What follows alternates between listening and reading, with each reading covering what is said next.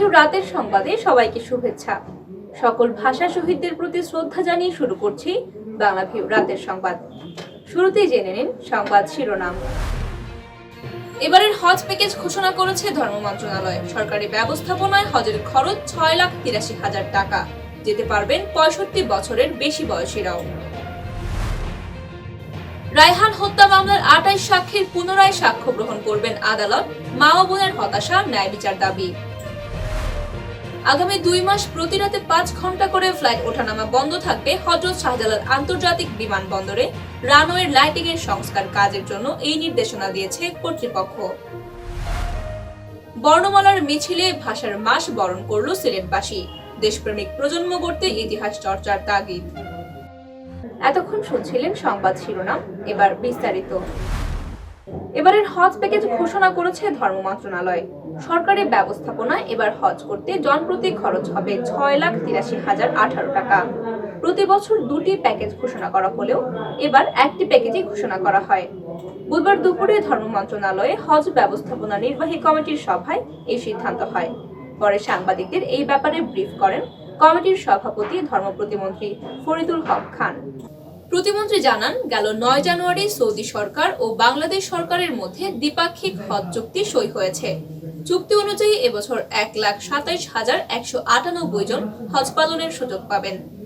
এর মধ্যে সরকারি ব্যবস্থাপনায় ১৫,০০০ জন এবং বেসরকারি ব্যবস্থাপনায় ১,১২,১৯৮ জন হজ পালন করতে পারবেন। হযরত শাহজালাল আন্তর্জাতিক বিমানবন্দর দিয়ে সৌদি আরবে গমনেচ্ছু শতভাগ হজ যাত্রীর pre arrival immigration Mecca road চুক্তি অনুযায়ী বিমানবন্দরেই হবে বলে জানান ধর্ম প্রতিমন্ত্রী। গেল বছর সরকারিভাবে হজে যেতে প্যাকেজ ১-এ ৫,৮৬,৩৪০ এবং প্যাকেজ ২-এ ৫,২১,১৫০ টাকা খরচ হয়েছে। এবার বিমান ভাড়া বৃদ্ধি, ডলার সংকট, রিয়ালের দাম বৃদ্ধি, মুয়াল্লি ফি বৃদ্ধি সহ বিভিন্ন কারণে খরচ ১ লাখের বেশি বেড়েছে। গেল ২ বছর করোনা মহামারীর কারণে সীমিত পরিসরে হজ পালিত হয়। এবার কোনো বিধিনিষেধ না থাকায় স্বাভাবিক কোটায় হজ পালিত হবে। যেতে পারবেন ৬৫ বছরের বেশি বয়সীরাও। আগামী ২৮ জুন চাঁদ দেখা সাপেক্ষে পবিত্র হজ অনুষ্ঠিত হবে। চলতি বছর হজ পালনে গেল ৯ জানুয়ারি সৌদি আরবের সঙ্গে দ্বিপাক্ষীয় হজ চুক্তি করেছে বাংলাদেশ। হজ চুক্তি অনুযায়ী এবছর মোট ১,২৭,১৯৮ জন হজ যাত্রী বাংলাদেশ থেকে হজে যেতে পারবেন। এর মধ্যে সরকারি ব্যবস্থাপনায় ১৫,০০০, বেসরকারি ব্যবস্থাপনায় ১,১২,১৯৮ জন হজ যাত্রী পবিত্র হজ পালন করতে পারবেন। সিলেটের বন্দরবাজার ফাঁড়িতে পুলিশের নির্যাতনে রায়হান আহমদ নামের এক যুবক হত্যার অভিযোগে দায়েরকৃত মামলার ২৮ সাক্ষীর পুনরায় সাক্ষ্য গ্রহণ চলছে। বুধবার এক পুলিশ সদস্যের পুনরায় সাক্ষ্য গ্রহণ হয়েছে। আসামি পক্ষের আবেদনের প্রেক্ষিতে আদালত এই ২৮ সাক্ষীর পুনরায় সাক্ষ্য গ্রহণ করছেন বলে জানিয়েছে বাদী পক্ষের আইনজীবী ফজল চৌধুরী। আদালত সূত্র জানায়, বুধবার রায়হান হত্যা মামলার সাক্ষ্য গ্রহণের ধার্য তারিখ ছিল। সকালে কড়া নিরাপত্তার মধ্য দিয়ে মামলার আসামি এসআই আকবর হোসেন ভুইয়া, এসআই মোহাম্মদ হাসান ও কনস্টেবল হারুনুর রশিদকে আদালতে হাজির করা হয়। তাদের উপস্থিতিতে এক পুলিশ কনস্টেবলের সাক্ষ্য গ্রহণ করেন আদালত। এ সময় আসামি পক্ষের আইনজীবীরা তাকে জেরা করেন। ওই পুলিশ সদস্য এর আগেও একবার সাক্ষ্য দিয়েছিলেন। বাদী পক্ষের আইনজীবী ফজল চৌধুরী জানান, মামলার আসামি আকবর হোসেন ভুইয়া, মোহাম্মদ হাসান ও হারুনুর রশিদ মামলাটি স্টে করার জন্য উচ্চ আদালতে আবেদন করেছিলেন। ওই সময় কয়েকজন সাক্ষীর সাক্ষ্য গ্রহণ শেষ হয়েছিল। ওই সাক্ষীদের জেরা করতে পারেননি আসামি পক্ষের আইনজীবীরা। ফলে ওই সাক্ষীদের পুনরায় সাক্ষ্য গ্রহণ ও জেরার জন্য আদালতে আবেদন করা হয়।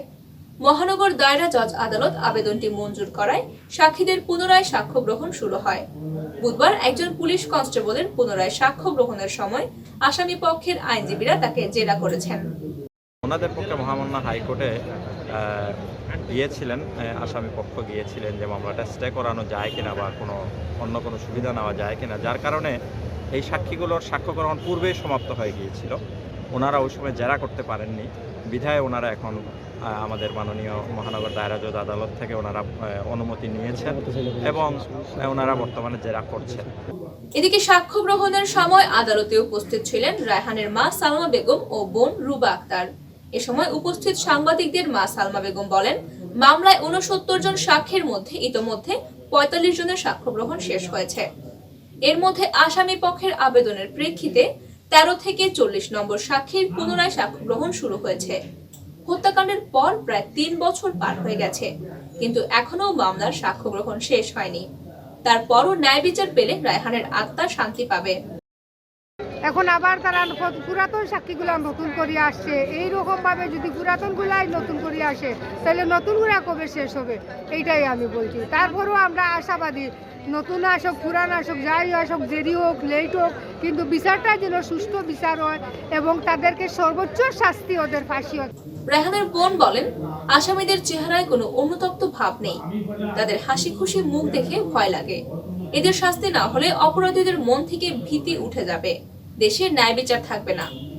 তান্তানোর কষ্ট হইল, জানটা বেরি লাগা নিয়ে তান্তানোর খুব কষ্ট হয়। 3-4 ঘন্টার ভিতরে একটা মানুষের জানে মারি ফেলেছই, এই মানুষের ভিতরে কতটুকু কষ্ট হয়েছে এই কথা আমি বুঝছি না এই সময়। 2020 সালের 10 অক্টোবর মধ্যরাতে সিলেট মহানগর পুলিশের বন্দরবাজার ফাঁড়িতে তুলে নিয়ে রায়হান আহমদ নামের এক যুবককে নির্যাতন করা হয়। 11 অক্টোবর ভোরে রায়হানের মৃত্যু হয়। এই ঘটনায় হেফাজতে মৃত্যু নিবারণ আইনে রায়হানের স্ত্রী তান্নি বেগম মামলা করেন। রানওয়ের লাইটিং ব্যবস্থার সংস্কার কাজের জন্য আগামী 2 মাস প্রতি রাতে 5 ঘন্টা করে হযরত শাহজালাল আন্তর্জাতিক বিমানবন্দরে ফ্লাইট ওঠানামা বন্ধ থাকবে। বুধবার দিবাগত রাত 2টা থেকে এই নির্দেশনা কার্যকর হয়ে চলবে আগামী 3 এপ্রিল পর্যন্ত। বিমানবন্দরের নির্বাহী পরিচালক গ্রুপ ক্যাপ্টেন মোহাম্মদ কামরুল ইসলাম সাংবাদিকদের এই তথ্য জানিয়েছেন। তিনি জানান, বিমানবন্দরে ফ্লাইট ব্যবস্থাপনায় সক্ষমতা বাড়ানো এবং যাত্রী সেবার মান উন্নয়নে রানওয়ের সেন্ট্রাল লাইনে লাইট স্থাপনের উদ্যোগ নেওয়া হয়েছে। এজন্য 2 ফেব্রুয়ারি থেকে 3 এপ্রিল বিমানবন্দরের রানওয়েটি প্রতিদিন রাত 2টা থেকে সকাল 7টা পর্যন্ত বন্ধ থাকবে। লাইট প্রতিস্থাপনকালীন আগে ও পরে অর্থাৎ সকাল 7টা থেকে বেলা 11:30 এবং রাত 10টা থেকে 2টা পর্যন্ত ফ্লাইটের আধিক্যতা থাকতে পারে বলেও জানান তিনি। কামরুল ইসলাম বলেন, হযরত শাহজালাল আন্তর্জাতিক বিমানবন্দর কর্তৃপক্ষ যাত্রীদের যাত্রা সুগম ও নিরবিচ্ছিন্ন করতে বিমানবন্দর ট্রাফিক বিভাগ সহ সংশ্লিষ্ট অন্য সরকারি বেসরকারি প্রতিষ্ঠানের সঙ্গে সমন্বয়ের মাধ্যমে ফ্লাইট ব্যবস্থাপনা সহ অন্যান্য বিষয়ে পূর্ব পরিকল্পনা গ্রহণ করেছে। পাশাপাশি তা বাস্তবায়নের জন্য গঠন করা হয়েছে মনিটরিং টিম। তিনি বলেন, এই শীত মৌসুমে মধ্যরাতের 5 ঘন্টা সময় আবহাওয়া কুয়াশাচ্ছন্ন থাকে, ফ্লাইট চলাচলে বিঘ্ন ঘটে। এ কারণে লাইটিং ব্যবস্থা সংস্কার কাজের জন্য এই সময়কে বেছে নেওয়া হয়েছে। এ সময়ে প্রতিদিন 7 থেকে 8টি ফ্লাইট চলাচল করত, সেগুলো রিশিডিউল করা হয়েছে। পিচঢালা সড়ক দিয়ে হাঁটছে মিছিল, বর্ণমালার মিছিল। মিছিলে অংশ নেওয়া সবার হাতে শোভা পাচ্ছে বাংলা বর্ণমালা। শতকণ্ঠে উচ্চারিত হচ্ছে দেশের গান, ভাষার গান। সিলেট জেলা পরিষদ প্রাঙ্গণ থেকে মিছিলটি এগিয়ে চলছে শহীদ মিনারের দিকে। বর্ণমালার মিছিল দিয়ে প্রতি বছরের মতো এবারও সিলেটে বরণ করা হলো ভাষার মাস ফেব্রুয়ারি। বুধবার সকাল 10:30টায় সম্মিলিত নাট্য পরিষদ সিলেটের উদ্যোগে ভাষার মাস বরণে এই আয়োজন করা হয়।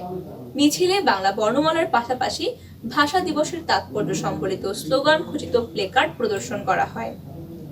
বর্ণমালার মিছিল শেষে সিলেট কেন্দ্রীয় শহীদ মিনারে সংক্ষিপ্ত আলোচনা সভা অনুষ্ঠিত হয়। সম্মিলিত নাট্য পরিষদ সিলেটের ভারপ্রাপ্ত সভাপতি উজ্জ্বল দাসের সভাপতিত্বে ও সাধারণ সম্পাদক রজতকান্তি গুপ্তের সঞ্চালনায় বক্তারা বলেন, বর্ণমালার মিছিলের মাধ্যমে ভাষার মাস বরণের এই আয়োজন নতুন প্রজন্মকে ভাষা আন্দোলনের গৌরবময় ইতিহাস জানতে উদ্বুদ্ধ করবে। এছাড়া এই আয়োজনের মাধ্যমে ভাষা শহীদদের প্রতিও সম্মান জানানো হয়। নতুন প্রজন্মকে আমাদের ইতিহাস সম্পর্কে জানাতে না পারলে দেশপ্রেমিক জাতি গঠন সম্ভব নয়। এক্ষেত্রে বর্ণমালার মিছিল গুরুত্বপূর্ণ ভূমিকা রাখতে পারে।